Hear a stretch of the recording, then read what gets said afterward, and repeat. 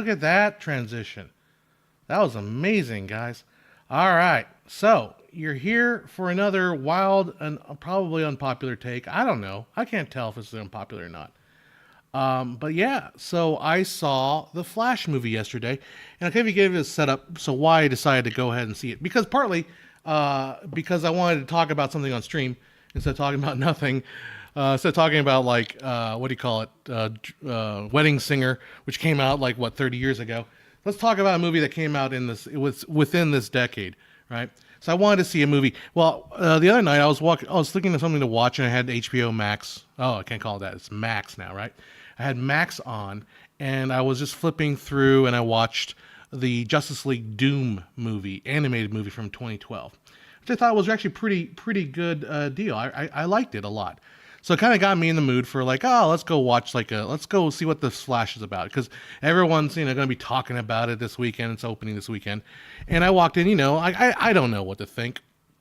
I saw some early reviews of it, and I didn't either. I didn't take much stock into it. But frankly, hey Rick, how you doing? Put you up there. The fact is, I watched it and I thought I kind of enjoyed this movie. I really liked it. Is it perfect? No, but I liked it a lot, and I was kind of, so when I liked the movie, I was trying to find out why people online or on the YouTube space seem to dislike it, and I think probably the majority of the reason why, I think there's two reasons why people maybe have disliked this movie.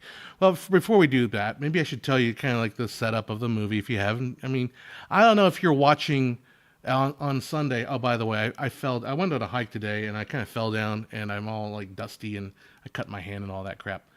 So I'm a little bit beaten up, I guess. Beaten up is the word here. But so if you don't know, the Flash movie, essentially, I guess we'll talk about three different reasons. The movie is about the Flash, who's played by Ezra Miller, and this is kind of after the Justice League situation, and he's trying to basically, he has this ability to go back in time if he runs fast enough, and he figures out that, well, if I can go back in time and prevent my mom from dying, then I will have a better life. And, Bruce Wayne's like, yeah, don't go messing around with time, kid. You don't know what's going to happen, right? Here's a question, just real quick. If you want a fast take, better or worse than No Way Home? Personally, better. But I think most people will probably say No Way Home was better. But personally, because I have a more of a tendency to like DC more than Marvel, that I thought it was more intriguing, and I also think it has more gravitas than No Way Home. Anyhow, let's go back and just finish off kind of the. Oh, hey, Count, welcome back. I thought I might have like pissed you off because I was being harsh on you on that last night, but hopefully I'm glad you're back. Anyhow,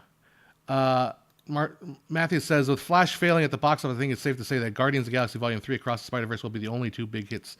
Yeah, so I mean, I feel like the Flash failing, well, let's go back. Let's kind of go back and get through it, go through some of it here. So the Flash realizes he can go back in time and basically prevent his mom from dying, so he essentially removes his origin story. So his very similar to Across the Spider-Verse, remove his canon moment, right? So he does that, but in the process, he meets his former self, his multiverse self, that he has to like essentially get him to the place where he becomes the Flash. And but then what happens is, in that universe, General Zod shows up from the Man of Steel movie, and so but the problem is there is no Superman in that universe. He's messed up the whole timeline, so he has to go basically try to put together the Justice League as best as he can. But there is no Superman. But they find a Batman. They find the Batman from Michael Keaton Batman. And I'm obviously not, I don't think I'm going too much into spoiler territory here, because I think this is all kind of laid out in trailers and probably in general media here. And so he has to basically team up with Spider-Man, team up with the original Batman to try to locate where Superman is, and they have to go fight General Zod. I hate reviews having to rehash the entire story, because if you want to see it, you'll see it. And if you've probably seen it, you might be here watching me. You can talk about it. So let's talk about some three tacks I think that people may be talking about this movie that they're angry about. First of all, you can't escape the fact that Ezra Miller has a lot of personal issues that I honestly haven't been following. I'm aware that the guy is got a toxic, let's use the terminology, toxic real life situation here. You know, but the fact is, though, in the movie, I thought he was pretty good. I thought he played, and for me at least, what I observed was he plays dual roles. Like the whole going back through time to go meet, to save his mother, he ends up meeting his former self.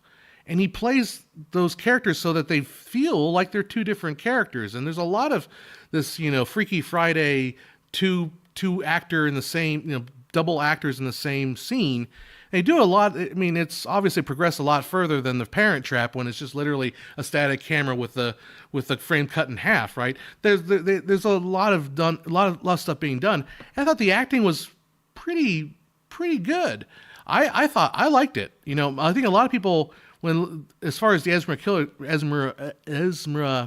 Ezra Miller character, and I'm again probably I'm using pronouns he, but I don't think he does like that. But whatever. His performances are separated, and they feel very nuanced and separate.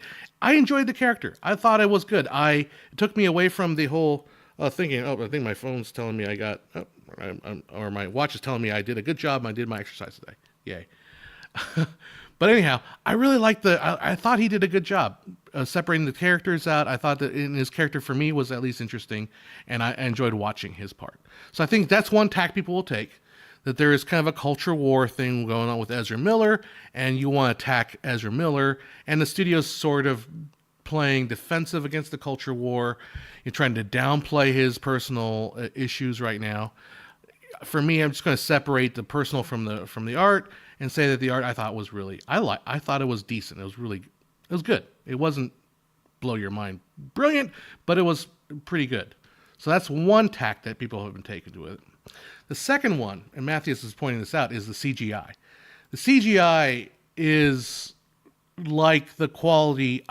This is true. It looks like it was a video game, like a PS3. As I've been saying, PS3 style video games. And the director, whose name is Machete, I think his name, has gone on to say that, we meant to purposely make it that because you're seeing it through Flash's vision, and his world is a little bit CGI. Everything looks a little bit off. I don't really care, honestly. I thought it was fine. I mean, I just don't have any emotional investment in CGI. Like, if it looked really good, would I have? I don't care. Like, to me, that wasn't really the. I thought it was irrelevant. Like, it didn't bother me. It just didn't bother me. I just don't. Like you saw my intro with my little CGI characters. That's not great either. If compared that that was better than mine. So maybe I'm just not. I don't have that super diehard need for CGI. So it just didn't bother me. And the last thing I want to say about the last angle I think people are hitting the Flash with, that I think I wouldn't say these are. I'm not saying these are points that I disagree with. I just see how the people are attacking it, right? And I think the last point is the fact that DC at this point is sort of there's nowhere to go, right? We know that James Gunn is going to reset the whole universe, so therefore nothing that happens in this movie is consequential to anything else, right? I mean, okay, spoilers if you're minor spoilers. well, I won't spoil it, but the very end, the post credit scene, I guess in the original version that they showed to like some test audiences, it had more of a cliffhanger, and then this version they kind of get rid of the cliffhanger, just left it like a dumb funny scene. It didn't really do anything. So in that case, I feel like people are attacking it in that it's a movie that's kind of an orphan in the superhero genre. Again, to me, I don't care. I've stopped caring about comic book superhero world building. To me, the movie was fun, encapsulated in sort of a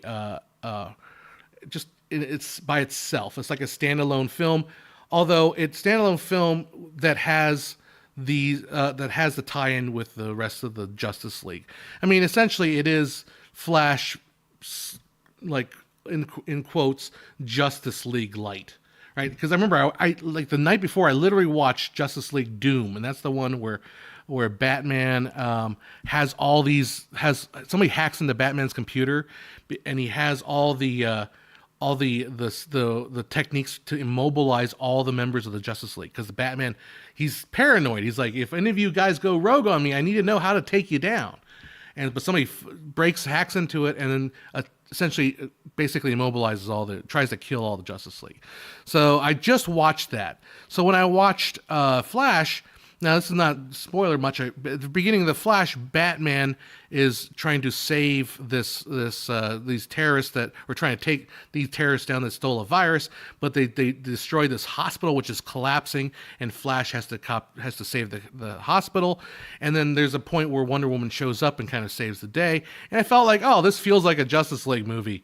This doesn't feel weird at all to me. It doesn't feel like cameos. It just felt like this is a normal Justice League. Because if you notice, if you've watched any of the DC animated films, like the animated, like I said, the Doomsday, but all these animated Batmans, all these animated Justice League, they have all the characters show up. Like most animated Batman movies are literally, it's not just like one or two of the Rogues Gallery. It's like all of the Rogues Gallery are coming together to fight Batman and something or another. Anyhow, I forget what my point with all this. I just don't think like. Well, I think from the perspective of in the larger DC universe that this is an orphan film, I get that. But to me, I don't care. I just don't care. What I say, like I would definitely give this movie like a B plus, maybe. It does drag a little bit long. There's probably some things they probably could cut down. Normalize the 2-hour movie, guys. Normalize the 2-hour movie. So yeah, there are parts that could be cut down. I didn't have a problem with the cameos. I thought that was cute, but it didn't feel like I didn't love them, but I they're fine. I enjoyed it, but I thought the movie overall was really good. Now, so somebody was bringing up. I want to bring up this one comment because I saw it flash right by here. The end was bad. The hero's defeat was betrayed. See, that's what I think the difference is. I liked the ending of the. I think as far as like superhero movies go, it felt like it had the most genuine heart of all the movies. And I don't know if are you guys okay with spoilers at this point? Because if you haven't seen it, maybe click off for a little bit here. Let's say give me like 5 minutes to talk about spoilers. I'll just let you give you a quick little countdown. I mean, I don't know how many people are on here are that excited for Flash. So they're like, I need to know. I can't know. I don't know. This is one of those spoilers where I feel like I don't think it will diminish the enjoyment of the movie because it's not like, oh my God, I can't believe this happened. But it's more like the natural course. I often talk to my friend about spoilers. It's like sometimes a spoiler, like to tell you what's going to happen at the end, is a natural conclusion of the storyline. Like it's not a spoiler to tell you that Indiana Jones survives in the first movie, right? That's not a spoiler. We all could have figured that out, right? All right. Spoilers in 5, 4, 3, 2, 1. All right. So at the end of Flash, he basically has to reset his universe. And in saving his mom, he puts a can of tomato soup or full tomatoes onto her shopping cart. Because when she's cooking with her mom, the mom sends the dad out to go get a can of tomatoes, which is what the killer gets, allows the killer to come into the house and kill the mom. But if he puts if she has the can of tomatoes, he wouldn't have to go out there, therefore there would be no death. So at the very end, he has to reset everything. So he comes back and he sees his mom, and he, has a little moment with his mom, talks to her because she doesn't recognize him because at that point he's just a child, right? And he gets, it's he's condemning his mom to death here. He's basically saying, he knows he's going to never see her again. And it's, to me, I don't know, dealing with my mom right now, honestly, it felt real genuine. It felt like a real heartfelt moment that I didn't get with like Spider-Man No Way Home when, spoiler, I guess, when Aunt May dies in that movie. I didn't feel it was earned at all. But here, that moment was like that. Chris Gore talked about on a film thread. It's like it makes the movie a tragedy. And it's so weird in all these superhero movies where all of them are hero's journey stories. And this is not a hero's journey story. This is a tragedy. This is a, there's no hero's journey in Flash. It's not like he's unwilling to take the adventure at first. No, he's trying to, to rectify something, repair something in his life. And he comes down, and then the point where he says what he says to his mom, and, they don't know each other. And then he takes the tomato soup and puts it back on the shelf. And that's, like, that was, to me, a very, very earned moment. That, to me, that kind of fixes a lot of all the things that I did not like about the movie. I mean, I don't think did not like, but the stuff that bores me in these movies. Like, to me, the some of the fight stuff is kind of boring because, like, look, how many times can you punch the bad guy and it doesn't affect him? Like, how many times can you do that? It's just not that entertaining. Like, there's no like little health bars on the top of like a fighting game. You're like, oh, he's almost down. No, like the CGI guys just punch and punch and punch and punch, and you never know if they're dead or not.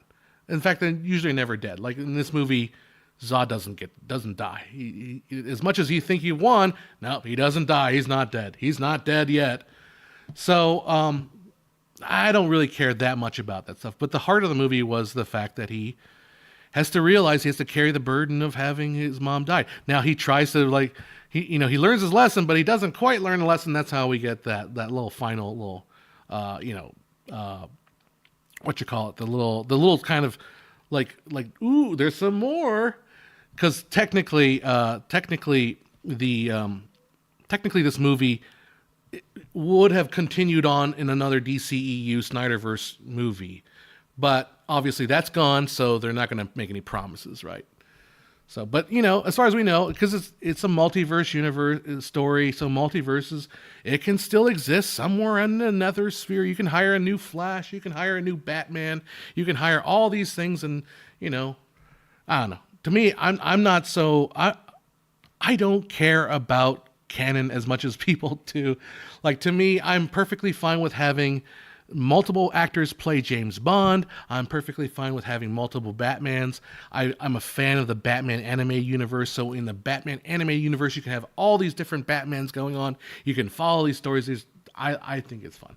Pedro said he liked the movie. There you go. I love this film. The end was somewhat what the fuck, but also the end of the universe is of this universe, so it is valid. Yeah, I dig the idea that the bad guy has to win in that universe.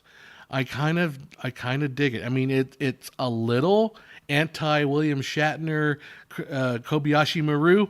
Maybe they could have figured out a cheat to get there. I don't know. It's interesting. It's interesting to see it. I don't know. I kind of liked it. Like Henry Cavill appearing in Black Adam's post credits scene only for him to be fired days later. The DCEU is a mess. Yeah. I mean, so that's one of the angles people are attacking this movie, and it's true. It's that it has no home inside the larger DCEU, right? There's no follow up to this movie. It has no consequence, but I'm fine with that because I'm watching Casablanca. I don't need to have it. Does this fit in the larger World War II movies universe? I like to have this. I appreciate movies, comic book movies, if they're less about the big universe and more about this one story. And I'm cool with that. I don't know. Count for Comments says, I'm disinterested in cinematic universe. I prefer movies and TV shows where they end. Endings are the best parts of the story. Yeah, they can be. Yeah. So, I mean, the nice thing about, I guess, the Flash is it feels like it doesn't belong in a universe because there is no more universe after this. I've been thinking about watching this movie. Could he not use the speed of force to go back to see his mom, like seeing an album? Staying in the bubble apparently does affect the world. That's a good, that is the unfortunate problem when you're dealing with these type of time travel stories, is that there's always a way around it. And I think that the clever thing with this, and I guess it's still spoiler territory, is there is the other version of himself. And I was listening to some people talk about this. This is kind of more about the philosophy and the character of it, which I think is intriguing as someone that likes to dreams about making a damn film where I talk about with characters that matter. But his character, the Barry Allen, for the original Barry Allen we follow, he lost his mom, and his dad's in prison because he's been convicted of killing his mom, even though he's probably innocent, right? We don't know. The movie never does deal with who actually killed his mom, which is an interesting choice, right? But let's go with it. So he is a born of struggle. He is born of what's the word I'm looking for? Tragedy. So he is a child of tragedy, just like Bruce Wayne is, right? Now, when he goes back in time and saves his mom, the other Barry Allen is not a child of tragedy because he grew up with his mom, and otherwise he lives actually a pretty blessed life because he has his mom, his parents taking care of him. He asks the girl that our modern Barry Allen did not have the nerve to ask out. He asks her out, and he looks like he's going to have a date with her, and they might actually, there might be something to go on with it. So his existence is relatively free of the tragedy that the modern Barry Allen has. And so this creates an interesting character kind of conflict. So again, talking spoilers here, toward the end, when they realize he can't win against this universe's version of Zod, he just cannot defeat him. The Barry Allen that doesn't have the tragedy continues to fight. So he keeps going back in time trying to fix things. And every time he goes back and back and back and back, he becomes more and more grotesque and more, and he does this for probably decades and decades until he becomes this, completely destroyed version of himself, right? The version that didn't have the tragedy could not solve was not able to accept, the defeat. Whereas the Barry who had the tragedy was able to realize that he could. I mean, to me, that's that's more, for lack of a better term, the philosophical issue, the character issue. I enjoy that stuff. To me, that is far more interesting than how many punches does Zod get. I don't give a crap about the CGIs. That stuff to me is why I like the movies. This is the stuff I like, theater and arts, is I like that kind of conflict and story. Anyhow, that's what I'm thinking. Let's talk about more of your chats here. Rigel 7 says, "Oh man, I'm picturing a big Civil War, Infinity War, Endgame super team mashup of classic film characters. Just picture Henry Fonda joining." Yeah, so it's like Henry Fonda and John Wayne, and they're all like this World War II super story. I think there was another. Was it like Every Frame of Painting that talked about like how the cinematic universe of the World War II movies, because they all exist inside the cinematic universe of World War II. I don't know. Yeah, so the problem with the EDCEU often tries to pretend to be a coherent shared universe while it isn't. Joker and the Batman didn't pretend to be part of any big universe there outside. I agree with you. I think that's right. Because I don't feel like Nolan's Batman fits inside the DCEU anyways, or whatever the Snyderverse. So you want to call it the Snyderverse, right? But Joker and Batman, Lego Batman doesn't fit into that, All the animated movies, I harp on the anime movies. I think you guys should check them out because I think the animated Batman movies are some of the best of the DC universe. They're so interesting. You've got like Gotham by Gaslamp, which is basically Batman inside Victorian England. You've got the Samurai Batman, which is Batman goes into feudal Japan along with, Two-Face, Joker, and they're all fighting like kaju style or whatever the term. I don't know. No, I'm not a Japanophile or a Sinophile. I don't know what the word is for it. But I don't love Japanese. But they all basically they take over these fortresses, and the fortresses start coming up, and they start beating each other. You've got like there's another Batman out there that's a version that's like double, not Double Dragon, but like the Bruce Lee Dragon style Batman. There's so many different flavors of Batman, and I love that freedom of it, in that they can kind of just mutate this and go all these different directions, and it's, you know, it doesn't need to work. It doesn't need to be like in one universe where, I don't know, in universe films becomes tiresome because you're constantly like, well, I don't understand why that person's there. I thought Baby Yoda went off with Luke. Oh yeah, you're supposed to watch all these other shows that you had no interest in, but you had to watch them to understand why Baby Yoda's back in this season. No. None of that crap. Anyhow. Thank you for doing these weekly videos. Well, thank you for actually watching them. I don't know if anybody watches them. I just do them to keep my channel so that it doesn't look like I'm completely dead. I'm trying. Like this last week, I literally would go home at night and I would do some work at work, but I would go home and I would just like fall asleep. I was so unbelievably tired. I think it was like some brain fog or something that happened. Like I was still sick or something, and it just was so out of it. Like I couldn't think at all. And now Saturday, like I went to bed. Friday I went to Orange County to get I won a couple office chairs in the auction. I was really trying to bid on these laptops for like $5. I wanted to have some extra just laptops to work with, like 3D printers and all that. But I ended up winning the office chairs, which I didn't really care about. But the office chairs are actually pretty nice for $5. So I got it for like 2 office chairs for like $5 each. All right. So I drove out there and I went to my friend Susan, who does this weddings event place that they're building up. So I shot some footage of that, and I came home. But the traffic from Orange County to here was so freaking bad, so bad. I was in there for at least four and a half hours. It was just so awful. And I finally got home, and I ended up watching like that Justice League Doom, and just going to bed. I was just like, I'm done. So anyhow, I've been super, super tired, but Saturday I felt better. So hopefully we'll get things going back again. Yeah, Batman Ninja is the most hilarious movie I've ever seen. The Power Rangers scene had me dead. I know. My friend's like, oh, I don't want to. What seems like crazy? Like, no, you guys realize that Batman Ninja is awesome. It's hilarious. It's great. Like, okay, so the beginning of Flash, and people are kind of making fun of it too. Like, there's a point where the hospital's falling apart, but like the maternity ward, you know, where all the babies are, the glass opens and all the babies fall out of the window, and the nurse is falling out of the window. So the Flash has to figure out how to like capture all these babies and try to like get some food in because he has low calories. And I thought it was hilarious. I thought it was very comic booky, fun, goofy hilarity, but people are like, can you believe this is awful? This shows how a lack of, like, it's supposed to be kind of silly and funny. To me, I liked the scene. I thought it was funny, but it was supposed to be funny. Anyhow. You admit that Batman Dark Knight best works DC. Dark Knight, yeah, I think Nolan's Batman was the best cinematic Batman. I don't know.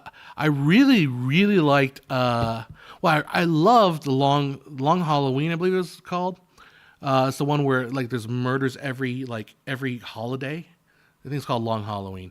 But I think one of my obviously is the Dark Knight, the Frank Miller Dark Knight animated one is just great. So Mario movies now grossed $1.3 billion. That's pretty cool. On another note, Account for Comments says, I was driving along the absolutely beautiful Appalachian mountain range. I wish I had equipment to record it. Just thinking how much memory and battery needed for a 13-hour drive. Ooh, 13 hours? Depends on what bitrate you're recording at. The problem, though, with recording like a drive is it's mostly just driving, and it's not going to be that particularly interesting.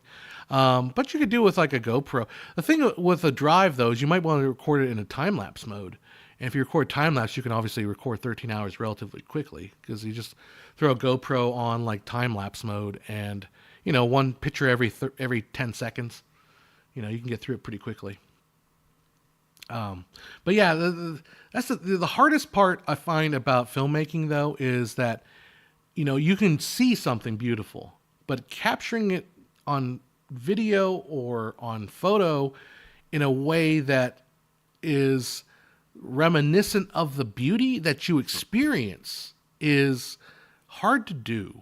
It really is. So it's like I can go to the Grand Canyon, right? And I can step out and like, oh wow, look at the Grand Canyon. It's huge, all right?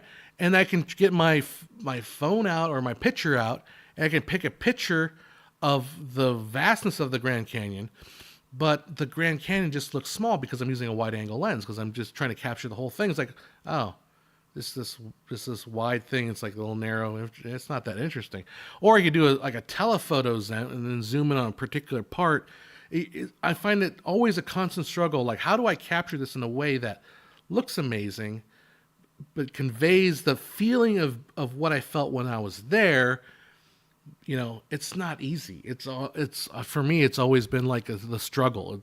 I can, you can do it. You can try to stop and look for those shots that work, and it's fun. That's part of the fun of photography and whatever.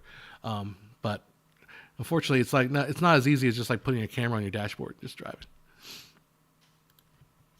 Cuenta para decir idioteces. I think whenever I talk to idiots, is that what it is? The movie is tragic. It doesn't have a cheapo Marvel happy ending. That's all you had to say, John. I'm watching it tomorrow. There you go.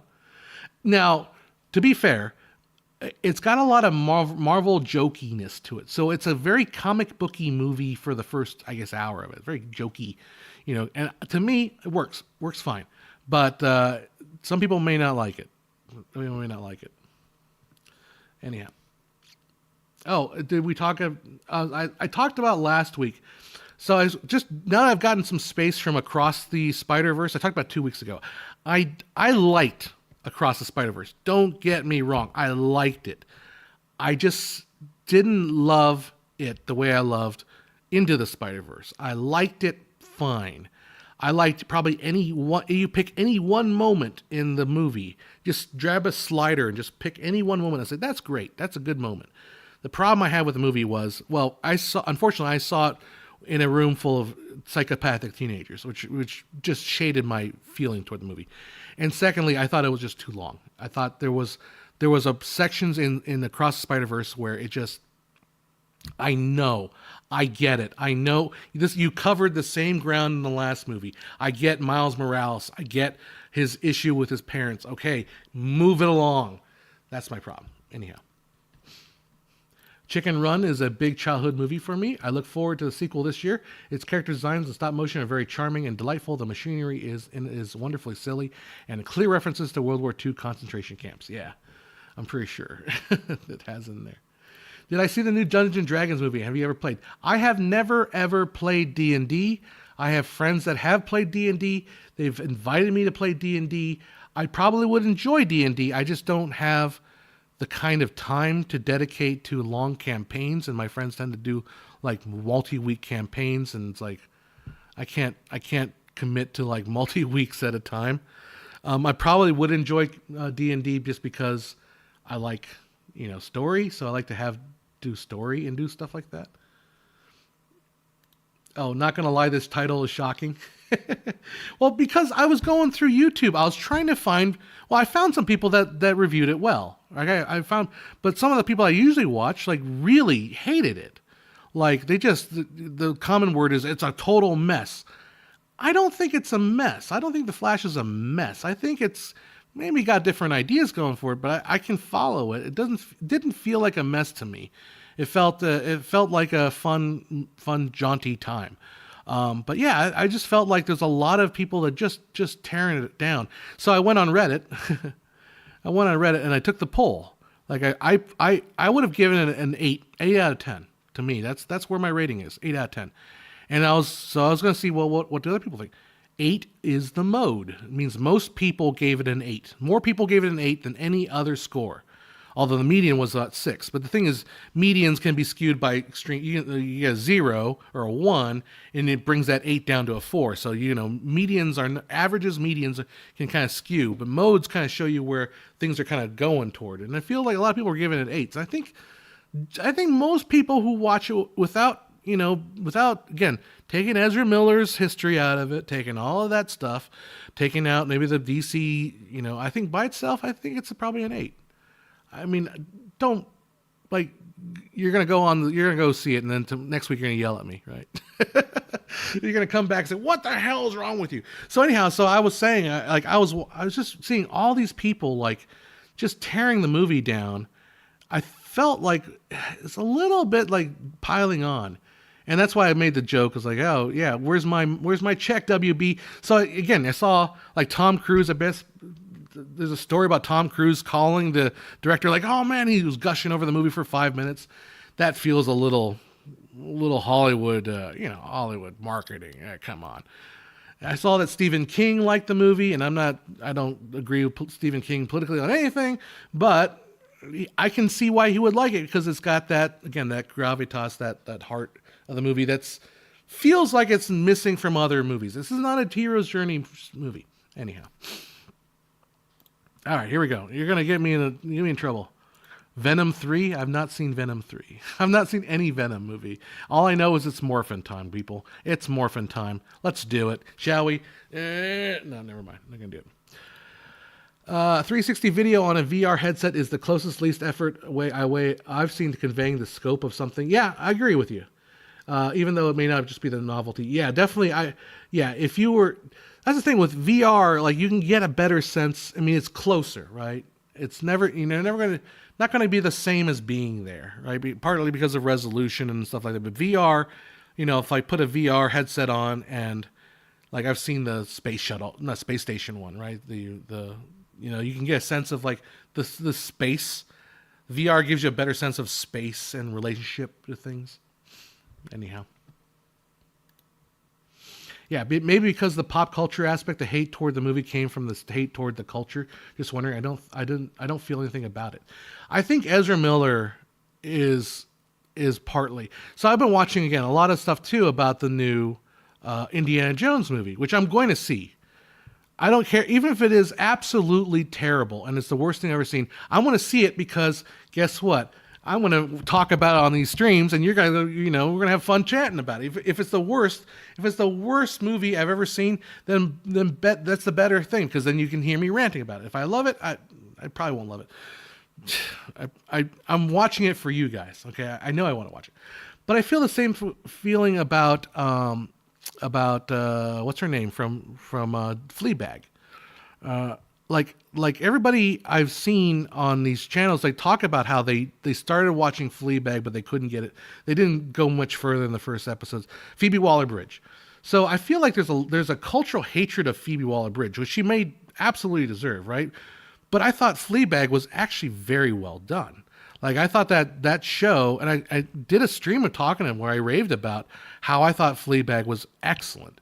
Like it's really, really, really well done drama. It's not as simple as people kind of make. And I get people say, well, it's not made for me. Yeah, I get it. I think if you like drama, if you like the interrelational relationships between people, and maybe even there's some ideologies that she deals with in that show too, like about feminism. I don't think she presents feminism in the glowing respects either. Like, I think she does show that her character has extreme flaws, and partly there's part of it is ideological. So I think that show is really, really good. Doesn't mean she should be put in charge of a franchise like Indiana Jones or, Lara Croft Tomb Raider. But what I'm saying is that I think there's some people like Ezra Miller being one of the people that there's a lot of hatred toward Ezra Miller. I think justifiably, because I think he's done some pretty shitty things, and I get it. I mean, I'm just gonna have to brush that aside. Say, like, separate the artist from the art. Would I ever hire Ezra Miller? No, I would never hire him. But it's already been done. He's already been hired. I'm gonna see it. Do I want them to make another Flash movie with Ezra Miller? No, I'm perfectly fine with a recast Ezra Miller. Absolutely fine with that.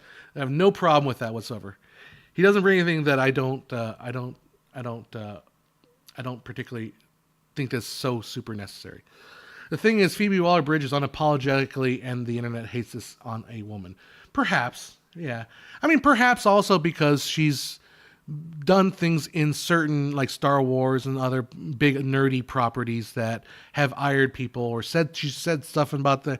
I get it, okay, but Fleabag is its own property. It's its own. It's what made her, popular. It's actually really, really good. It really is. Again, I think you have to like movies. You have to like Woody Allen style stuff, and Woody Allen's another person that we can't talk about because that whole situation has gotten really out of control. But yeah, anyhow, let's take in more comments. Could VR eventually get to the point where you can simulate an IMAX screen? It's already there. The problem with that is, do you want to watch a movie with something on your face the whole time? And I think that's the problem. Partly to, there's things about going to an IMAX movie that's different than, staying at home, sitting on your couch with a big giant thing on your face. I think that's probably the big problem. Just being somewhere, being in a place with other people. I think that's probably the IMAX experience that you can't really do that at home. Hey, Helium World, how you doing? Helium Road? 40 minutes late. 1 minute for every year that I'm of age. Excuse me, sorry. Only Heath Ledger was able to master personality of Joker professionally and in a great way.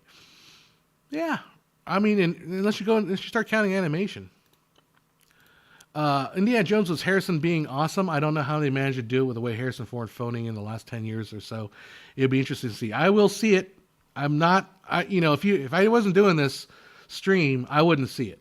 Like Crystal Skull was like, nope, I'm out. I'm done. There's no reason why you need to do this to poor Indiana Jones. But I'm going to do it for the stream because you want to see. You want to see me talk about it. You do. You do. Matthew says, have I sent the 2 videos? So you recommend the VistaVision video. I did watch that. That's pretty good. Recent major development VistaVision IMAX. The other one's how choppy. Oh, I didn't watch the choppy animation one. The thing with the VistaVision and IMAX thing is I feel like that guy's a little too like, this is going to change everything. No, it's not. Like, the only people that can afford the IMAX cameras are going to be the big studios. It's going to be Christopher Nolan. Like Christopher Nolan has the track record to demand the studio pay for IMAX cameras.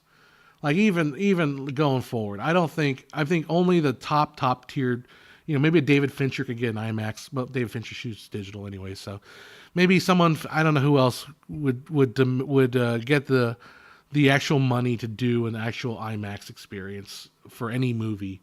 I just don't see I don't see how it changes everything.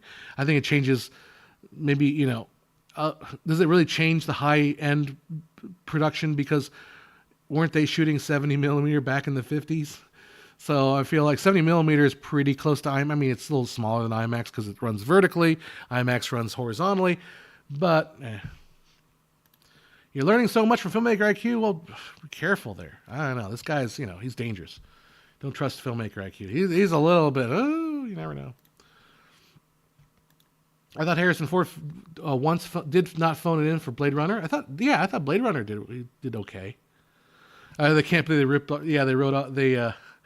Again, spoilers, right? Because the movie doesn't come out for like 2 weeks, but we know that Mutt is dead because it happens like right in the beginning of the movie. Apparently, like Indiana Jones, like he wakes up in bed and he's got like divorce papers from Marion, and his adopted son Mutt is died in Vietnam. So it's like, wow, thanks a lot, Indiana Jones, the feel good movie of the year, and everyone's dead. Everyone's dead. I think the video recognizes how unrealistic. Are you talking about the IMAX video? For which I believes that VistaVision might become far more viable. I don't think VistaVision. See, VistaVision isn't. I mean, for film, yeah, but the thing is, a lot of people nowadays are shooting full frame digital, and that's VistaVision. That literally is VistaVision. So, yeah, I mean, I guess, but it would be the film version of full frame digital. So yeah, maybe Jordan Peele is a good. So Jordan Peele might be the one that gets the large format IMAX stuff. Yeah, we need directors to prefer film for whatever reason, so Kodak stays in business. There you go. I need my Portra. Yeah, Portra's good. Oh, Rigel didn't know that he was dead? I'm sorry. Sorry I broke that. You're the one that said he's RIP, right? Oh. I thought were you just joking? Maybe that's what it was. So I guess what I'm excited to see next weekend, I'll go watch Asteroid City. I think Asteroid City is opening up in a couple days for me.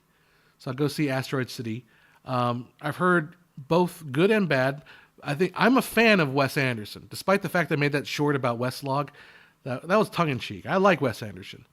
I think I liked him. I loved him more after Grand Budapest. I did not particularly care for French Connection, so I didn't really finish it. I didn't get into it. So we'll see if I like Asteroid City or not. We'll see. We will see. Rigel7 says, the first time I saw Shia LaBeouf, when anything was a super appearance on Letterman where he said, my mom is hot, and Letterman told him to stop because that was weird. That sounds like Shia LaBeouf. Yep, LaBeouf. The comment section in Indy 5 trailer video was hilarious. So many memes, of course. What I think of the end of John Wick 4. So I stopped watching John Wick after, I want to say 2 or 3. It's the one where I think I watched 2, but I just didn't, because isn't at the end of 2 where John Wick is like, and now I'm going to get the entire assassin brigade to come after you, and he has to like escape, and he goes to the Continental, I think. I don't know. I just lost the plot, so I didn't bother with 4. Sorry, I didn't watch it. Did you ever watch The Irishman? So I had a personal issue with The Irishman when it came out. Was basically I thought it was because he was off about the Marvel movies, comic book movies, and he was kind of like the leading the brigade against comic book movies. I liked the comic book movies when they were heading toward Endgame. Endgame was sort of the big one, and after Endgame, I was like, okay, cool. Where do we go from here? If you go back and watch my video, believe it or not, I made a video after Endgame where I said Endgame was really good. I also said, but now what?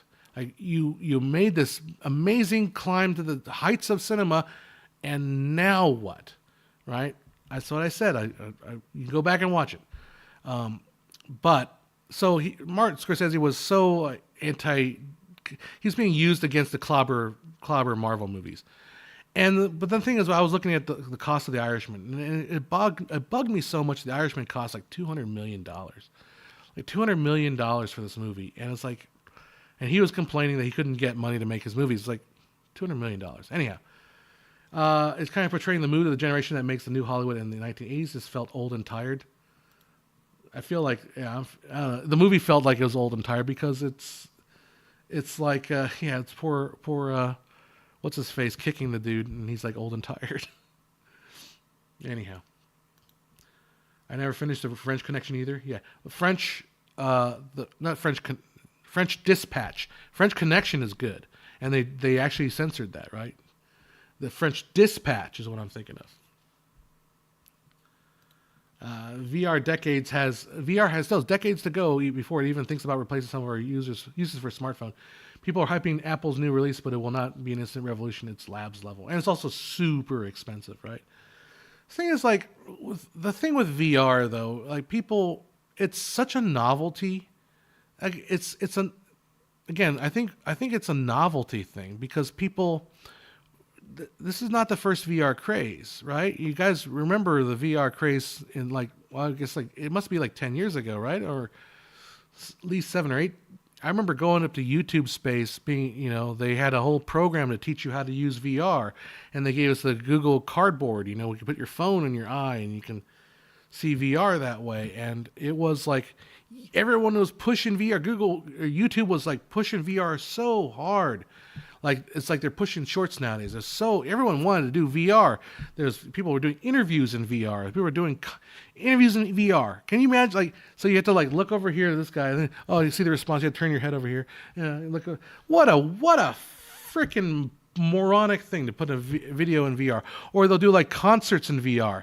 So like they put the camera like right in the center stage. So you're like right there, looking at I'm looking at the singer. He's going over there. All right, cool. Then you can look over here. And what the heck's behind me? Oh, it's an empty stadium. It's like, I don't know. VR, it was a novel. The novelty wore off. Oh, I'm there. Cool. Now what?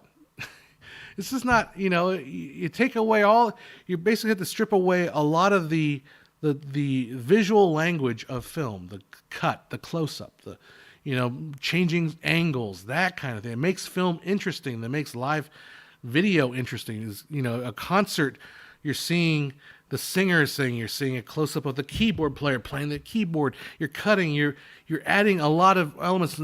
That's more than just being there in the concert. Being there in the concert, it's kind of, I don't know, more. I don't know why people would go to football games. Why would people go to an American football? I know all you guys are out there playing, thinking like, football. Why would you go to an American football game?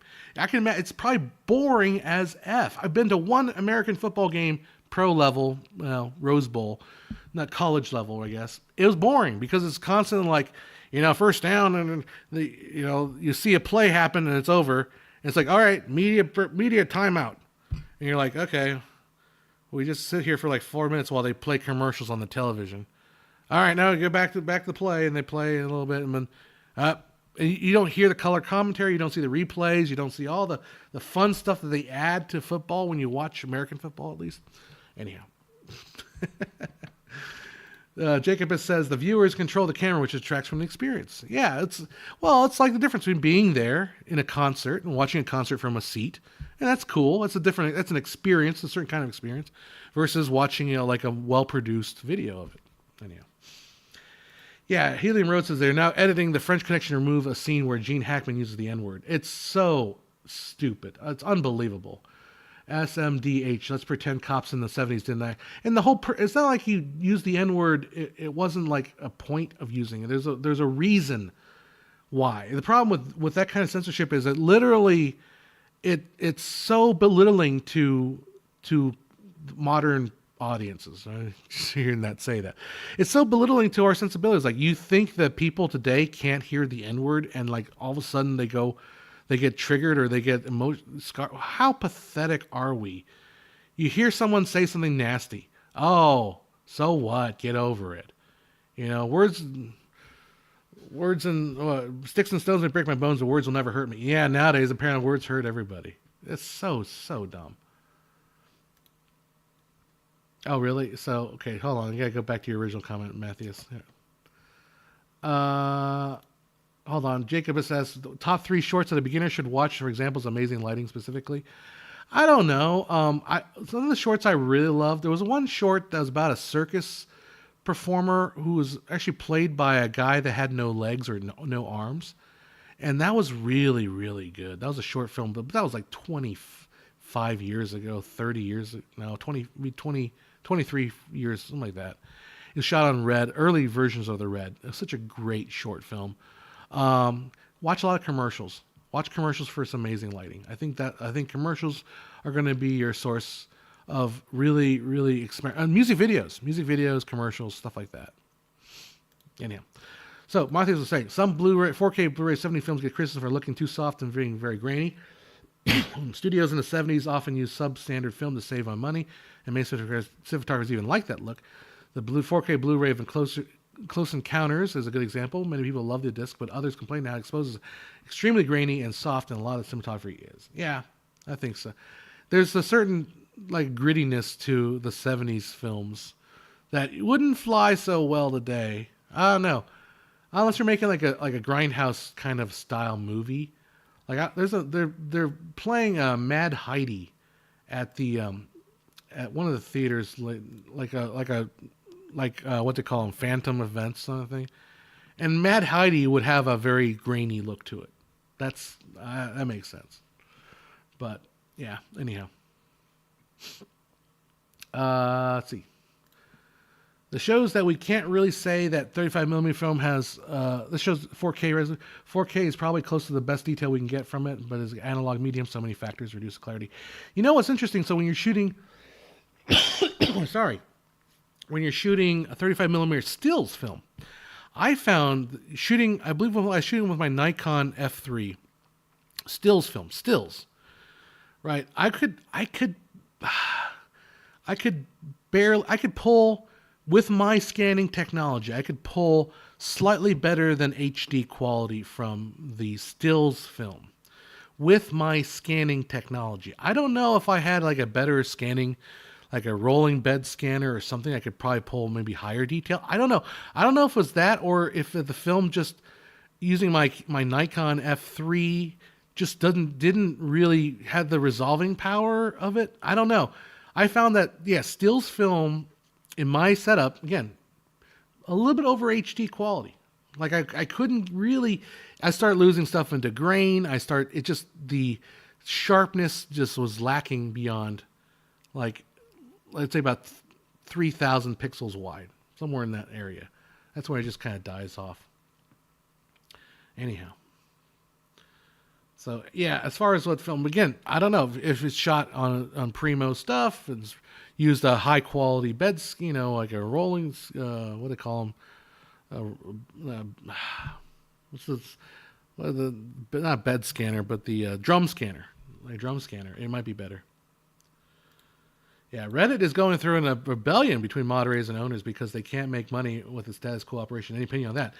I do read a lot of Reddit. I don't know. I don't know. I don't have a necessary opinion because I probably would side with the moderators more because it feels like the Reddit guys are just being a little bit too greedy on the API stuff.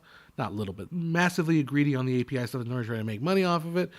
However, the moderators are unpaid, mostly volunteer, although they have humongous egos that are oftentimes at odds with people that are trying to be in the thing. It's a messy thing. I think the moderators probably should win out on it. If I got to twist my arm, I'd be on the moderator side. I've always kind of been on that side of things, but yeah. Anyhow. Let's see what's going on here. Some stories have nasty places. It helps the story. Yeah, I agree with you. Have to go nasty. Yep. How do I scan? I have a Epson V700, and it comes with their little scanning slides that you put the film inside of it. Yeah. So I mean, it's the best I could do. It's pretty good. But yeah, I can't get more than again, 2,000 or 3,000 pixels.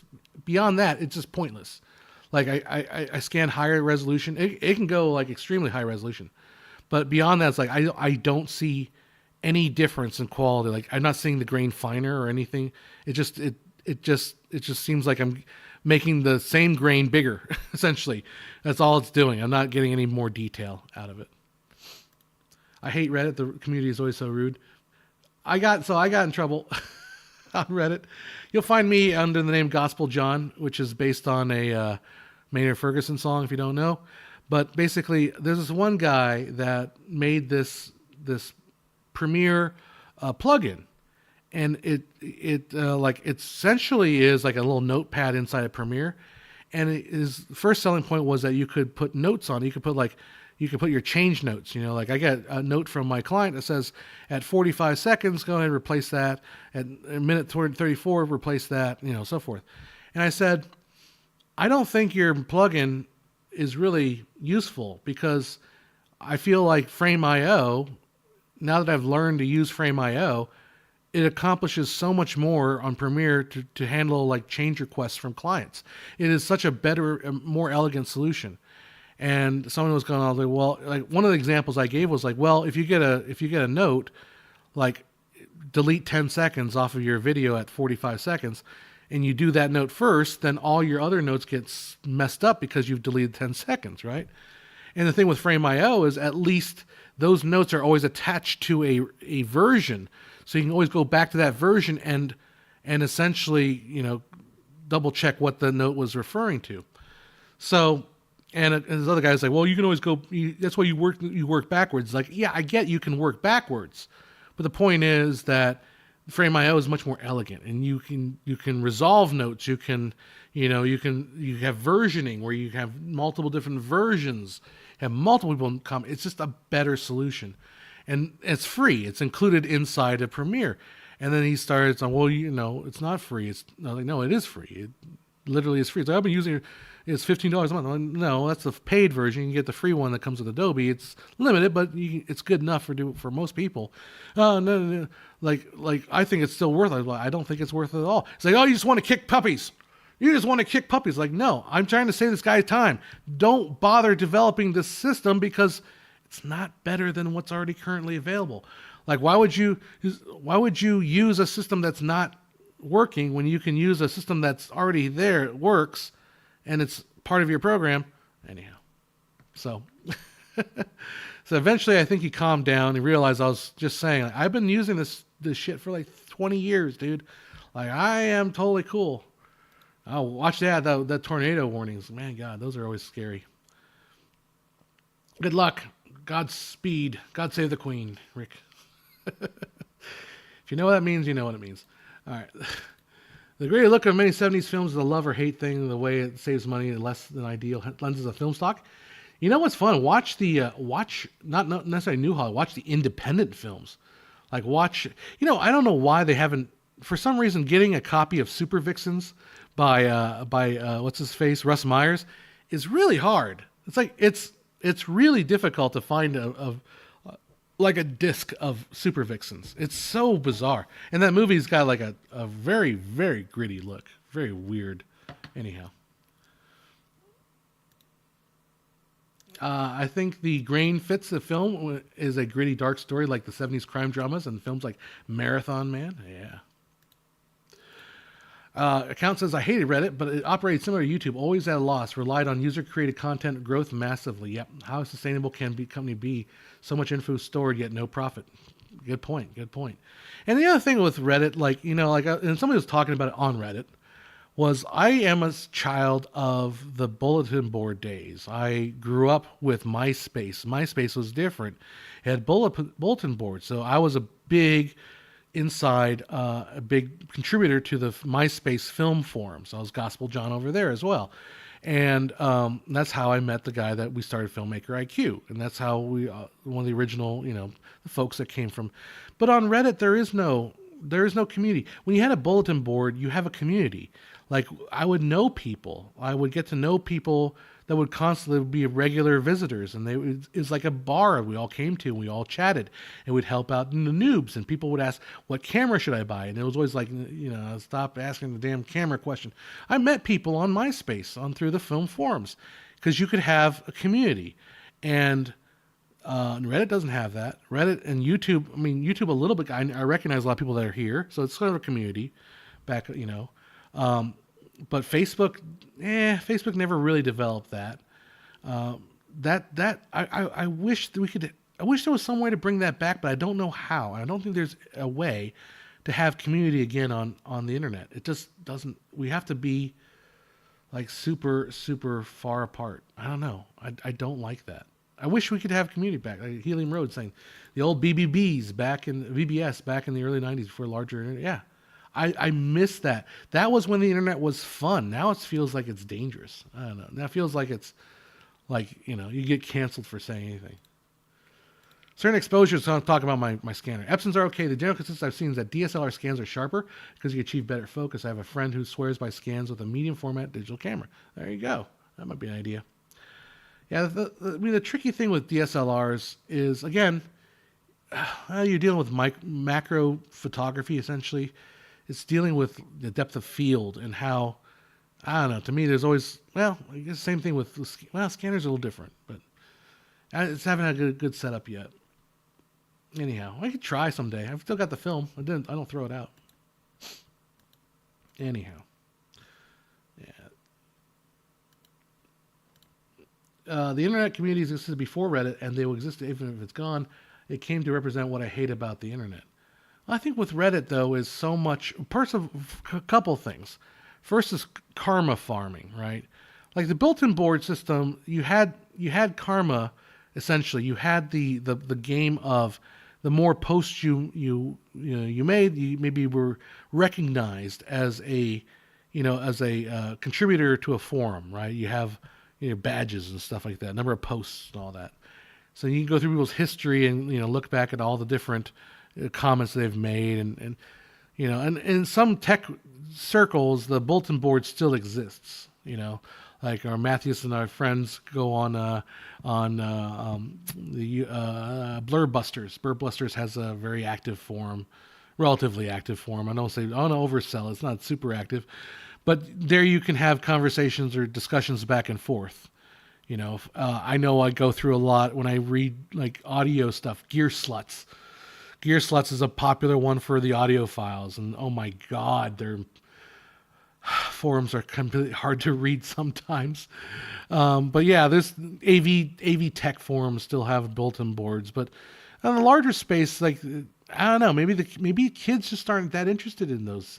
I think those are more geared toward older folks who have perchance for technology, that the young kids don't go on bulletin boards and ask, how do I do this effect? They go on Reddit, and I see constantly on the Premiere or videography or film editing, how do I do the Premiere is the worst one. How do I do this effect? And the answer is usually open up After Effects. Like, you can't do this in Premiere. You can, but it's going to be a pain in the butt. Do it in After Effects. But it just there's so many things on. I go through Reddit and I go through those filmmaking boards and all that, and there's so many questions like, just Google it. You not know how just Google something. How do I do this effect? How to do effects is harder for Google, but a lot of the questions are just Google it. Just Google it. Anyhow. Are there any tried and true practice methods for improving camera movements with focus pulling? Interesting. I don't have any personal ones. But the year is 1982 and I'm playing Legend of Dread Dragon and a dial-up BBS. There you go. But again, questioning for improving your focus pulling, I would say, get out there and focus pull on stuff. Try it. I think part of that is, maybe muscle memory. Just keep developing it and it'll come to you. I don't think it's particularly, there's this one shot, the behind the scenes video of this one guy on the movie, on the La La Land, which if you don't know, I detest that movie. But there's this famous shot where this Ryan Gosling's dancing or he's playing piano, and then it whip pans over to the girl. I forget her name, dang it. And it whip pans back, and people are like, wow, that camera operator is so skilled to be able to do that. And I thought, you could learn that technique in about 20 minutes, you could probably get it down. I don't think it's that hard to up. You just find your mark and you just practice it. After a little while, you'll get used to it, and it's not hard. Emma Stone. That's what Emma Stone. Yeah, thank you, though. You got halfway there. But, I just don't think it's that. Nah, I think that was hard. That hard to do.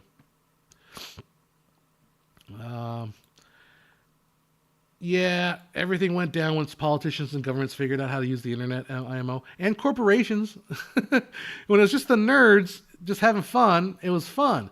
But the corporations and the governments and the politicians and everybody, everybody wants you to believe exactly, yeah. Reddit succeeded because of its convenience. It shows up in search engines. That's true. Like, what would Google be without Reddit? I don't think Google would be half as useful without Reddit. Because I find every time I look up how to do something, it's usually a Reddit forum, and Google just feeds you a Reddit thing. Yeah. Popularity for your internet profiles and downvotes for drama. Yeah. Helium Road says, yep, comment forums are still a thing for musicians and photographers and stuff. The ones that survive ruthlessly or enforce no politics, no religion, no personal tax rules. I've gone down so many of the rabbit holes trying to read about frame rate. Like trying to wrap your head around certain topics about frame rate, going through tons and tons of forums. Oh my God. It's so hard to follow some of these forums. Anyhow. All right. Here's a good talk about scanning film again. If you decide, try f8 100 millimeter macro lens, light pad with a 95 CRI, perfectly illuminated, copy stand, a mask light with pad with film, so no slight light is visible. There you go. I'll try to try that. Let's see. Subreddits fragmented into echo chambers. I'm moping depressingly at the moment. Missed the internet when it was entertainment and not just job hunt and everything. Yeah. And it's also like what's depressing, and I guess I'm going to get political, right, is how all the politics basically just drip down to tribalism. And there's no more discussion about anything. All right. So to give you a local politics thing. So my local school board just fired the superintendent for my local school board in my city. And I cannot tell you why, because I cannot find anybody talking about this that doesn't devolve into straight up tribalistic bullshit. Like I will go on I have liberal friends who say that the school board is a bunch of fascists and that they want to basically entomb your kids in a Bible or something like that. And I have the honest read on the right, which is the teachers are a bunch of, pedophiles, and they want to basically indoctrinate all your kids and make everybody gay and all that shit. And I don't know what the freaking truth is, because I don't believe either side. I don't trust either of them. They're all full of shit. And I just wish I could find what the truth is. What is the real story? And I actually had a conversation with the public information officer of the district. Like I was at a party and I was talking to him and I was like, I don't trust either side. I don't understand what's going on because I don't know anything, because the internet just makes everybody fall into these two extremes. Like a couple weeks ago, I said Spider-Man Across the Spider-Verse is too damn long, and all of a sudden I have people telling me, "Oh my God, you are such a bad take. You don't understand movies at all. You are an idiot." It's like, I like the movie, but no, I got to go to extreme. I got to go extreme this way. Hey, it's Ron Cass. How you doing, Joe? Hey, you missed my thing about The Flash. You got to go. I'll talk to you later tonight. We'll talk about The Flash. You got to watch. I think you'll like The Flash. I don't know. Maybe you know The Flash better than I do. I liked it. So I'm waiting for my check from Warner Brothers. I'm waiting for it. It should be here any minute. I get my 35 cents for liking Flash. Daniel Salazar says, Indy 5. I have not seen it yet. I am not of the ilk that will be invited to see it until it actually opens. So when it comes out, I will see it. I will come and see it. Anyhow. Yeah, you saw the title. Yeah. Let's see. Google used to be far more useful when Reddit was not around. Forums and blogs.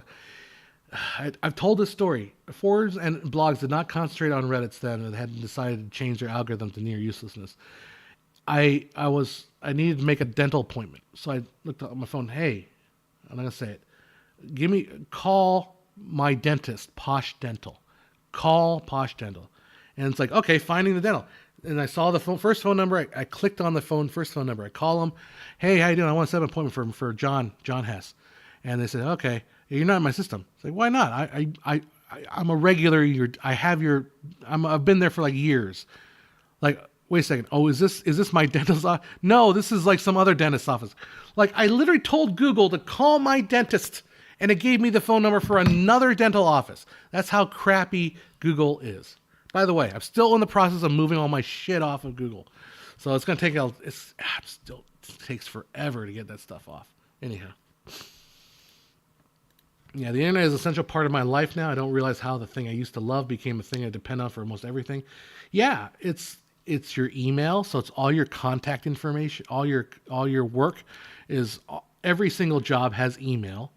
I don't think I've done a single job today that doesn't require some sort of email, right? It's how my clients review my work. It's how my clients even get my work delivered to them. It's how I deliver my work to the broadcasters if they go on broadcast. It's everything. The internet. Anyhow. Do you find that the character of Walter White is the best character in the world of series? Here's ready to rock your world. I haven't watched Breaking Bad. I've seen one episode of it, and I didn't get that into it. I'll go back and watch it. Joe's here, so we can talk about Silo. You guys been watching Silo? I think it's on episode... Joe, you lied to me. You said it was only 8 episodes, but it's actually going to be more than that. Because I'm watching episode 8 thinking it's going to end. Nope, it doesn't end. Silo is pretty good. I think Silo, if you haven't watched it, it's Apple Plus. And Apple Plus seems to be the place to go for sci-fi. I feel like sci-fi is... on Apple Plus, you have Silo, you have the For All Mankind, you have it's the Asimov movie, Foundation. And I feel like you have a lot of stuff on Apple Plus, but Silo, I feel like it kind of dips a little bit in the middle. It dips a little bit in the middle, but then once you get toward the end, and I feel the show kind of getting back on track, it's actually pretty good. It's actually pretty good. I'll be honest though, Joe. I don't think Common's that good of an actor. I think he works fine in that show because he has to play this rough guy, but I just don't like any of his delivery. Like the actor Common, I just bugs me. He bugs me. So yeah, I would say check it out. It's an interesting show. I think it has fun in the fact that it takes place basically in one large silo. So it's interesting. So it shows you how do you make a show inside of a set. Will I see Oppenheimer in 70mm IMAX? I'll try. I'll pay for IMAX. The problem is Oppenheimer comes out right when I'm in the middle of a bunch of musicals.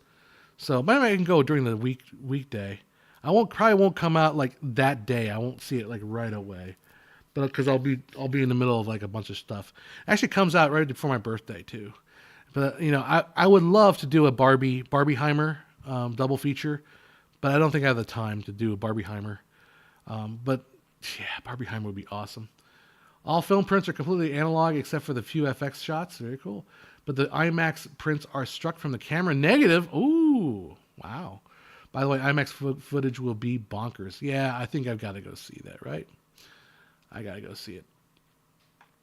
All right, what were we saying about magazines decided to promote unknown independent writers are being spammed with AI stories? Oh, God. Yeah. Some magazines decided not to allow just any person to send in a story anymore. Yeah, that sucks. That's the reality with movie studios too. They won't accept content unless you have an agent attached to it, because basically anybody will submit stuff and they'll just start suing because they made a movie that's similar. So yeah, this hurts independent artists. What should be done? To be clear, this is the last I'll ever talk about AI bullshit. So you can talk about AI, but I can't stand sensationalism and bullshit around it. Yeah, I don't know. I don't know what to be done other than you got to have. Fortunately, you got to have gatekeepers. Gatekeepers are necessary. You all hate gatekeepers until you're on the other side of the gate, and you see that barbarian horde coming for you. And they're all want in, and you're like, well, now I need a gatekeeper. So I need to keep those people from ruining everything. The tragedy of the commons, so they say. Anyhow. All right. I just saw Black Phone, and I was really floored by how good it looked. I got to look that up. Black Phone. I got to check out Blackberry. Although I saw interesting, what's his names were... Red Letter Media did a little thing about... Well, they did a thing about that movie Fool's Paradise, which I didn't see because I heard such bad things about it. Black Phone, horror thriller, Ethan Hawke, Mason Thames, Miguel Cazares Mora, Madeline McGraw. Huh. Oh, I think I've seen this. I've seen the poster of it. I never knew what it was. Cool. Let's see. I missed this. I make all my utility providers send me paper bills in the mail. When the internet goes down, I can still pay my bills on time. Each computer. I've gotten really lazy in that I totally just auto pay them. I don't even bother. My life is so annoying that I don't have time to just sit and look at bills, and I get my mail maybe once a week, if that. If IMAX was cheap, would you shoot everything in IMAX? Sure. That's one of those questions, though. It's one of those questions. It's like if they didn't come up with 24 frames a second, would you still shoot 24? Probably not. It's one of those impossible questions, right? It's like, well, like if shooting 60 frames a second was cheaper than shooting 24, wouldn't you always shoot 60? Like, yeah, but that's not the way it works. So if IMAX was cheap, I wouldn't, of course I would use whatever I could use. If it would probably be, if IMAX was cheap, it would probably be the de facto way of shooting. I'm not, I'm not going after you. I'm just saying that's the kind of thinking that gets you kind of stuck in these questions. It's like if lobster was cheap, then would you still love lobster? It's like, well, I'd probably eat more lobster. If lobster was cheap, I'd probably have a lot more lobster.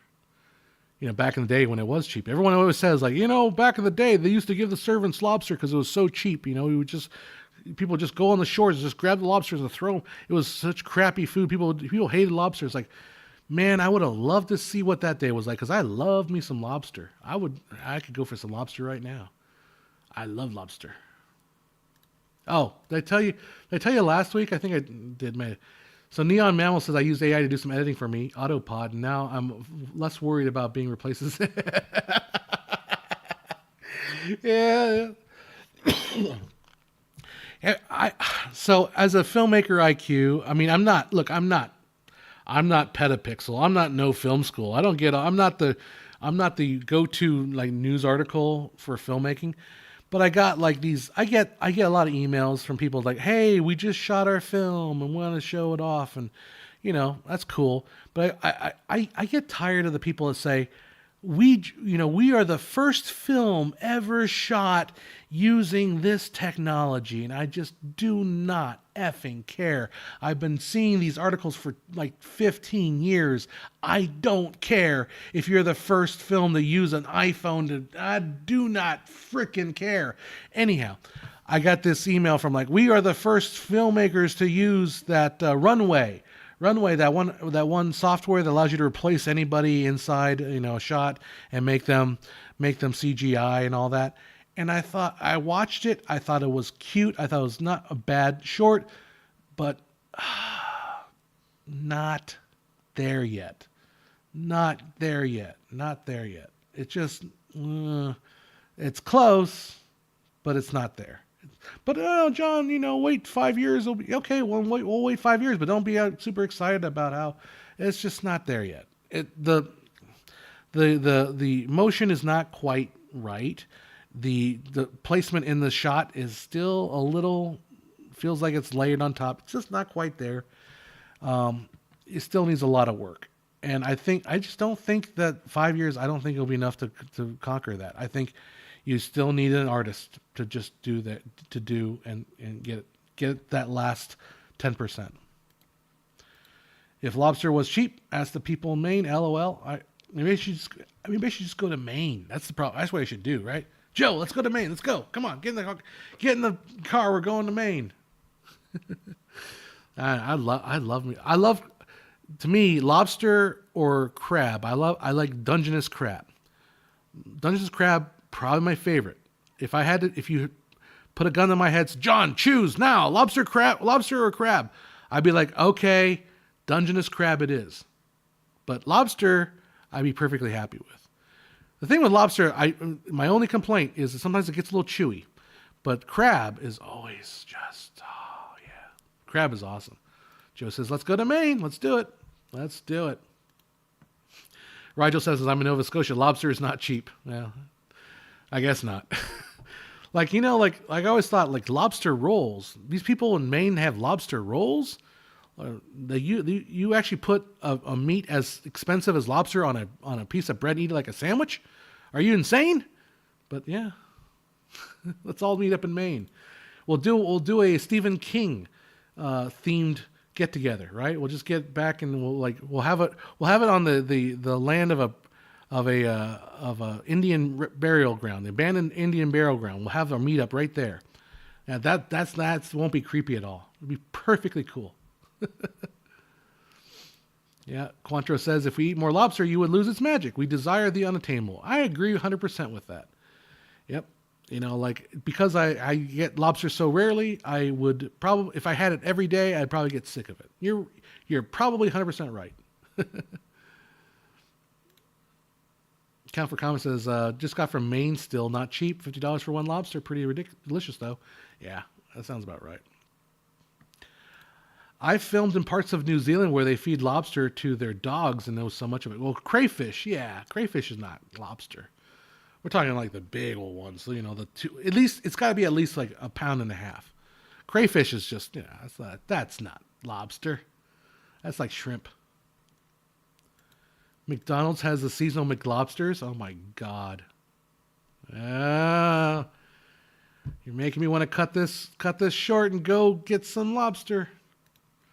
What's my favorite chicken? Fried, grilled, or baked? Well, yes. I like all of those. Fried, barbecued. Don't forget barbecued. I'm not that big a fan of baked chicken. It's okay. I'll have it fine. Fried chicken, amazing. Grilled chicken, amazing. Barbecue chicken, amazing. Stewed chicken, like a curry chicken, amazing. I mean, chicken's kind of boring, but you can do a lot with chicken, so it makes it great. Anyhow, what are we talking about chicken for? Talking about lobster and chicken? You're making me hungry. I haven't had lunch yet. So I went with the hike, and there you go. Joe says, lobster rolls on the site of an ancient burial ground for the first filmmaker I can meet. Yep, I smell top trend. Yeah, I'll get in trouble with that, like a suicide forest or some bullshit. Lobster is $12 a Canadian? That's pretty good. Neon says, New Zealand crayfish, rock lobster. Down, down, down, rock lobster. So yeah, I did. So I don't know if I told you last week, I made a music video for a client of mine that wanted a silly music video. They were like, yeah, can you just do this? Or we'll give you $200. Just do this. Like, cool. So I made a song for Love Shack. And I was like, I need some graphics for Love Shack because he's driving him down in his Chevy vehicle. So I needed like a blue Chevy, convertible. And so I had Midjourney make me a cartoon blue Chevy. Good enough. It's a silly music video. Who cares? So tin roof rusted. Yep, there's that same line again. So yeah, I threw in make me a cartoon Love Shack, and sure enough, it came with a Love Shack. It had the weird lettering on it, so I had to go through Photoshop and remove the lettering and put the word Love Shack in there. But yeah, so I went down the rabbit hole of learning all about the B-52s, and it was fascinating. The whole story about Tin Roof, if you don't know, in the middle of the song, they say, "You're what?" And the girl says, "Tin Roof, rusted. Love Shack. It's a little old place where we can get together." So anyhow, the rumor was that Tin Roof Rusted meant it was a southern slang for pregnant. And the fact is that's not true. The reason why she said Tin Roof Rusted was they were doing a take, and she just imagined the Love Shack as this one place in Atlanta that they would go to. It was a black music venue. It looked like a shack from the outside. It just had a tin roof.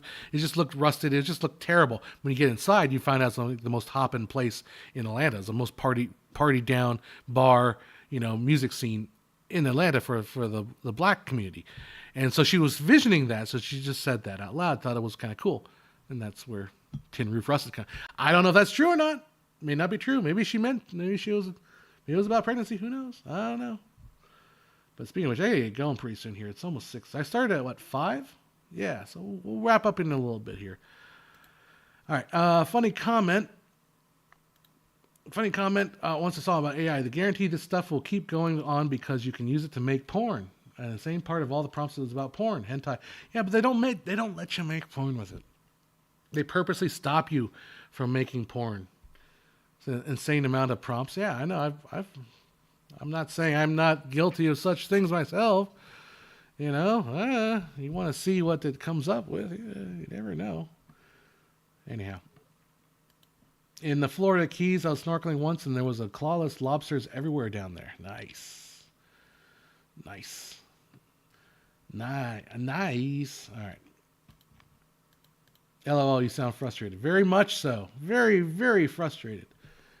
Very frustrated. The fact that you're not allowed to, even it's like silly stuff. It's like, you can ask like some really non-sexual stuff. It's like, that's too far. That's too far. You cannot get a government grant for porn. Rigel7 says, I recently learned that you cannot get a government grant for porn. Well, that's why you got to redefine what you're trying to shoot as not porn, but as an exploration into the delicate matters of sensuality amongst two budding individuals who want to explore their passions for themselves and for life. Jean de vie, if you will, and just start inserting random French phrases that sound like you're artsy, Je ne sais quoi. They're experiencing life at its fullest, and they want to experience a ménage à trois or je ne sais quoi. The jour de vie of life, and then you get your grant. Just make it sound, Oh, they got to throw in like in a bunch of buzzwords, like it's diverse and inclusive, and it's just brilliant. There you go. Can you get a government grant for erotica and classic literature by Marquis de Sade? Why not? Only problem is it's French. But I mean, sure, there's got to be historical relevance. Like, why not? Why wouldn't you want to study the sexuality of late 18th century French people so that they can make it look like it's very good? Bilingual country, John. Haha. Because you're Canadian. Damn it. Well, what's the Canadian version of exotic language? Please don't be German. That'd be awful. They're going to explore their intimate German eroticism. German eroticism does not sound like it's something fun. German eroticism sounds like it's painful, I imagine, or involving lots of leather straps. Anyhow, we have totally derailed this chat. This has gone off the frickin' rails here. Someone made a comment here last stream that it's a shame that more photographers and cinematographers don't apply for grants and then name some. Oh, well, I forgot about that. That'd be cool. Get some grants. I have to go back and search for some because I have an idea for an 8x10 project. Cool. Yeah. Easy diffusion is a version of stable diffusion. It's one click install setup. You have a machine with decent GPU. You can make whatever graphics. Yeah, I think I had a type of diffusion thingy for Photoshop that was able to create some NSFW stuff. Let's just say that. So it worked for a while, and then all of a sudden it created some just abysmally frightening stuff. Like terrible. Oh my God, terrible. After the fantastic 4K restoration of Cinderella, we know that the same team is working on 4K restoration of Snow White and the Seven Dwarfs. Sweet. Well, Cinderella also wasn't that the 70 millimeter? So 70 millimeter, you could easily get 4K out of that. Snow White will be a little harder. Not harder. Disney will do whatever they want. Disney can do whatever they want. Disney is God. Disney is Disney. So I had the theory here to third a theory. It was Chris Gore talking about on Film Threat how Disney might be setting itself up for being very cash poor, because it feels like what they're doing is they're borrowing very, very heavily for all these remakes and all that.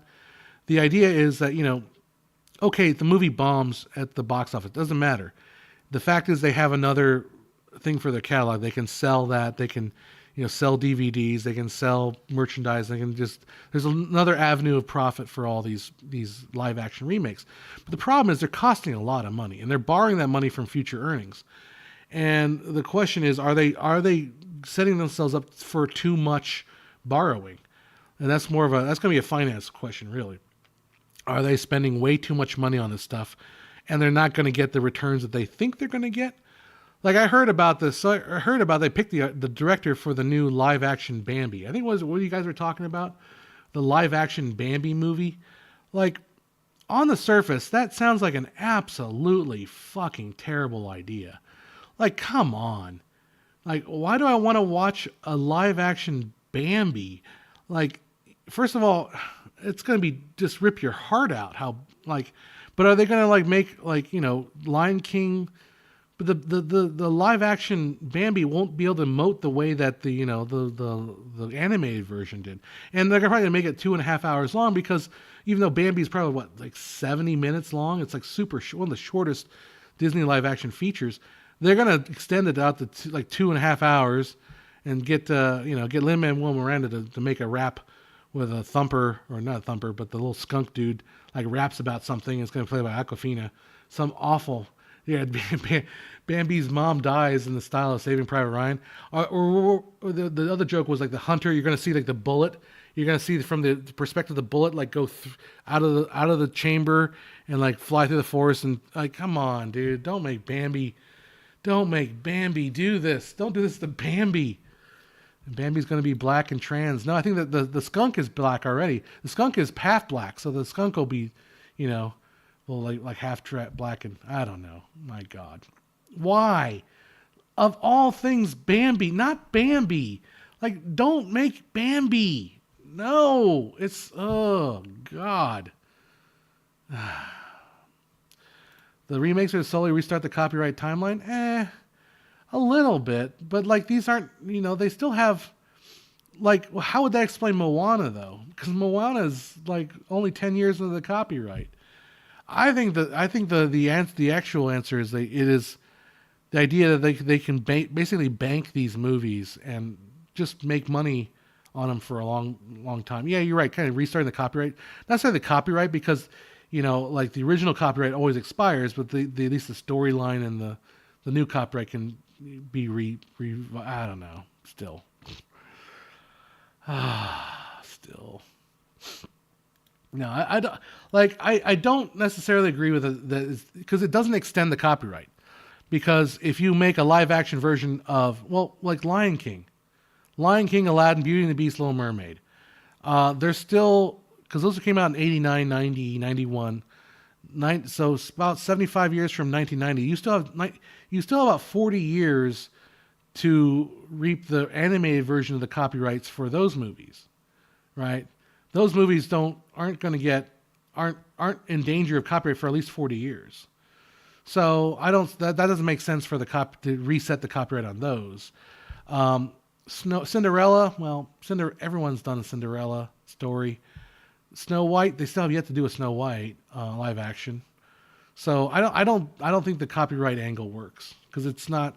You don't renew the copyright on the originals. You only renew the copyright on the story. So I don't think it quite works. Disney phones it in because creativity is risky.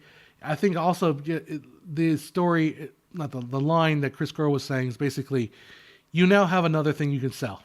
It's basically, remember, like movies, the box office is not the only way a movie makes money. The box office, in fact, for the longest time, actually has been the smallest way that movie makes money. The box office back in, let's say, 30 years ago was how you establish... The box office really established how you made money on television. And television licensing is how you really made the money in movies. Like, if your movie makes a big, huge box office, you're going to have more price on the sales, more leverage when you sell it to TV on television. Now, television's gone away. So I don't know how that strategy works anymore necessarily. I haven't talked to anybody since streaming is all the rage now. But yeah, so I don't think box office is not really how you even make the money. It's selling them. Disney Plus, I don't know. I don't even know how Disney Plus kind of works as far as like where the money goes. Disney Plus has been losing money like crazy. So I don't know. Yeah, I struggle to get on board with ultra. Yeah, that's why Bambi ultralistic doesn't make any sense at all. Like no sense whatsoever. Do you know that Disney is making a Mufasa live action such as the Lion King remake directed by the same director as Moonlight? I think I heard that, but I don't. Yeah, I guess so. Got me. I mean, at least with Mufasa, it's a different story. Okay, I'll. It's like how they had Hunchback of Notre Dame, and then had Hunchback 2. It's like, what? Why is there a Hunchback 2? Anyhow. Yeah, have you guys ever seen Hunchback Notre Dame? So I played the musical, and the musical ends with Frodo dying, like the original, like the way that the original was supposed to end with him dying. He's actually buried with Esmeralda for all of time, Frodo and Esmeralda. And in the movie's like Frodo is madly in love with Esmeralda, and then all of a sudden, like he kisses him, or he kisses the sun guy, whatever his name is. And he's like, oh, cool. I guess they're in love. Yay. The end. Yay. It's like, oh, man. Anyhow. Yeah, Snow White and the Huntsman was a live action Snow White film, but not quite what we're talking about here. Was that Snow White and the Huntsman, was that Disney, though? Or was that somebody else? Let me look it up. Snow White and the Huntsman, 2012. I want to say that wasn't Disney, though. I don't know. Maybe I'm wrong. I could be wrong. Probably am wrong. I'm generally wrong. I don't want an IMDb Pro. Wikipedia will tell me. Wikipedia is never wrong about anything. They are supremely. Release date, where are you? I think the internet will try to tell me quickly. No, yeah, Universal Pictures. So Snow White and the Huntsman wasn't Disney at all. Universal. I was right for once. Yay! Yeah, Victor Hugo wrote tragedies, and Disney was allergic to tragedies. Bambi and Dumbo are very few examples they made. Wasn't Dumbo's not necessarily a tragedy, but it has tragic parts. I don't think Dumbo was that sad. Bambi was, Bambi was freaking was hard. There's an anecdote of Walt Disney asking his animators to make characters look more realistic, but they would sometimes make it too realistic to the point of being boring, and he would not like that. Yeah, definitely. Or get out Fantasia. That's also been, that's been censored long before thing. Anyhow, let's go back to here. Bambi's Circle of Life can be viewed as a trad patriarchal story. The mother died and the son separated from her, then grew up to take the role of the father. I wonder how the Spenders address the crits. Speaking of copyright, it's copyright infringement to make a live-action short movie of pre-existing animated show, right? There's an anime called Birdie Wing I'm debating trying. Yes and no. It boils down to the specifics. So, like, if you lift the dialogue, then that's infringement of the copyright that exists on the dialogue. If you exist like the storyline or the characters, that's asking for copyright infringement issues. If you lifted the idea without actually using any of the actual characters, without using any of the dialogue, without using any elements of the story, and you just like in the style and you liked the flavor, but you liked the kind of genre, that's not copyright infringement. So it comes down to specifics. Like, just don't just lift specific parts. Like, you can be inspired by the anime, but don't actually use part of it for your project. Unless you're happy being with fan fiction, and then it's not going to go anywhere. Rigel7 says Bambi was delicious. Thank you very much. I've never had deer meat, venison. I wouldn't mind trying it. Why not? All right. My voice is going. I'm getting tired. I saw a comment saying that Disney can do dark, just can't do bleak. True, I guess. The book Hunchback of Notre Dame ends with a terrible ending for everyone, but Disney's animated film is still gorgeous. And Hellfire rules. Yeah, Hellfire. Hellfire, desire, la da da da cha cha. Bambi versus Godzilla. There we go. So I saw a trailer for Meg 2. You guys all familiar with Meg 2? The greatest movie ever going to be released ever of all time. Meg 2. God, that trailer looks so that trailer is so freaking stupid. It's funny. It's stupid as hell. Jason Statham. If you don't know what Meg 2 is, it's short for Megalodon. And Megalodon is like the massive shark. Yeah, Meg 2, The Trench, starring Jason Statham and Abel Wanamaker. Because they can only afford 1 star, so everyone else is like a nobody. But yeah, it's upcoming science. Actually, here's the description from Ben Wheatley and a screenplay for John Hober, Eric Holber, and Dean Gregarious, based on the 1999 novel The Trench by Steve Alton. Serving the sequel's The Meg, the film stars Jason Statham, blah, blah, blah. Premise: Jonas Taylor leads a research team on an exploratory dive into the deepest depths of the ocean. Their voyage spirals into chaos when the malevolent mining operation threatens their mission and forces them to high-stakes battle for survival. Pitted against colossal prehistoric sharks and relentless environmental plunderers, they must outrun, outsmart, and outswim their merciless predators. Go and watch this trailer for Meg 2. It is campy and ridiculous, which probably makes a good movie for bad movie night. I think that will definitely be. So speaking of which, I guess I gotta check out Black Mirror. I guess that came back. I'm not a big fan of Black Mirror, but I'll check it out. I gotta check. I mean, I'm paying for the dang Netflix account that I hardly ever use. So anyhow. All right, guys, I'm going to probably wrap it up here. I've been on for an hour and 45 minutes. Can you believe me talking for an hour and 45 minutes? Anything else you want to talk about? The Flash? We don't talk about the Flash. The Flash. So, give you a few seconds while I wrap it up. I'll hopefully get some more. I keep on promising, telling you guys I want to work on stuff. I think I'll actually get to work on some stuff this week.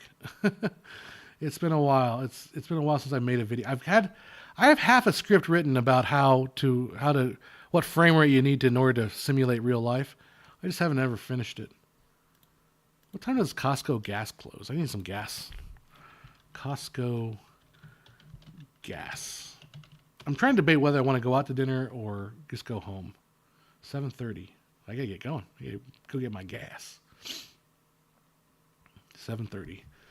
So. Any last minute comments, questions? Black Mirror, I dropped out at some point, but it's due to going through Charlie Brooker's screen wipe again. I mean, Black Mirror is one of those shows that you can just pick up any time because it's, anthology, so it's pretty easy. Cool. All right, guys, go check out Meg 2. I'll probably go see Asteroid City. Disney's Realm live action, something else from Cat from Outer Space. Okay, interesting. I don't know if I'll watch that one. All right, guys. Well, take care. I want to go get some gasoline and decide whether I want to go out to eat or go home and eat my stew. I don't know. I can be either very cheap or I can go get something fun.